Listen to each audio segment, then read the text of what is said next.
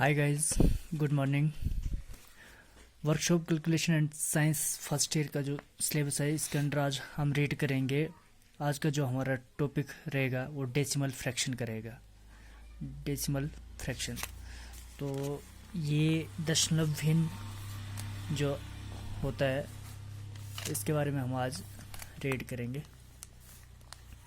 बोला जिस भिन्न, इसकी जो परिभाषा है, जिस भिन्न में हर का मान 10 अथवा 10 का गुणक होता है उसे दशमलव भिन्न कहते हैं। इसकी डेफिनेशन है, जैसे फॉर एग्जांपल हमारे पास 3/5 आ रहा है।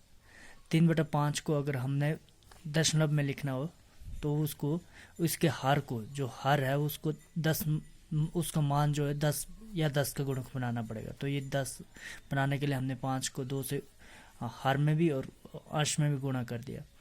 तो ये आ गया 6/10।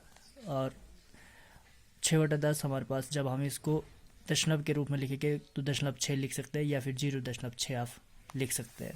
तो ये दशमलव भिन्न को लिखने का तरीका होता है। मतलब यानी कि वैसे डेसी मतलब यानी कि 10वां भाग, जो 1/10वां भाग जो होता है वो आपका दशमलव डेसिमल को इस तरह से आप बोल सकते हैं। डेसी का अर्थ मतलब जो होता है वो होता ही 10वां भाग होता है।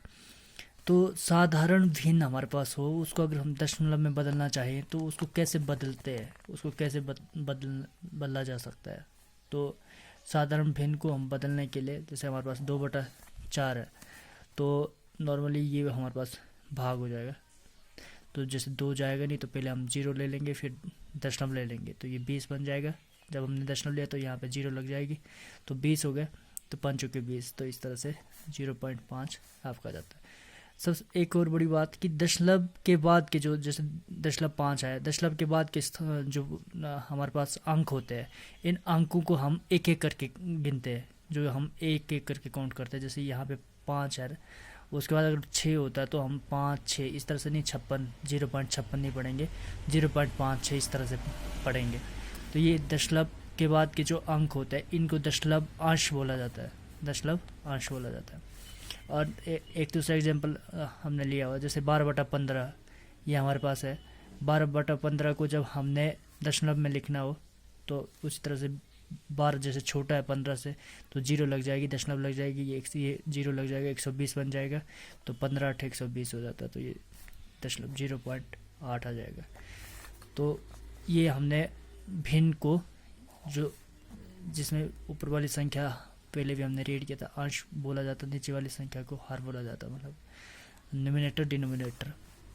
दशमलव भिन्न को साधारण भिन्न में कैसे बदला जा सकता है। दशमलव भिन्न आपके पास दिया हो तो उसको कैसे हमने साधारण भिन्न में बटे के रूप में हमने कैसे लिखा जा सकता है। जैसे हमारे पास 2.5 है तो इसमें क्या करना है, जैसे जहाँ पे दशमलव है, ठीक है, जिस स्थान पर दशमलव है, जैसे 2.5 में आपका 2.5 पे दशमलव है तो आपने यहाँ पे 1 लगा देना है। और उसके बाद के देखना है कि कितने अंक है, यहाँ पर 1 ही अंक था तो आपने 1 और 0 लगा देना है। इस तरह से आप लिख सकते हैं। या फिर इस तरह से भी आप इसको कर सकते हैं, इसके रिवर्स में, कि जैसे हमारे पास 1 अंक है तो 0 दशमलव की जगह पर आपने 1 लगा देना है, जो दशमलव होगा वहाँ पर 1 लगा लेना है। जैसे यहाँ पर 2.5 में आपका दशमलव था तो नीचे आपने हर में 1 वहाँ पर लगा लेना है। ऐसे 3.987 तो उसको आपने जब लिखना है तो 3987 ये पूरा का पूरा, और फिर जो दशमलव है दशमलव की जगह पर 1 और बाकी अंक 1 2 3 अंक है तो 3 0 लग जाएगी।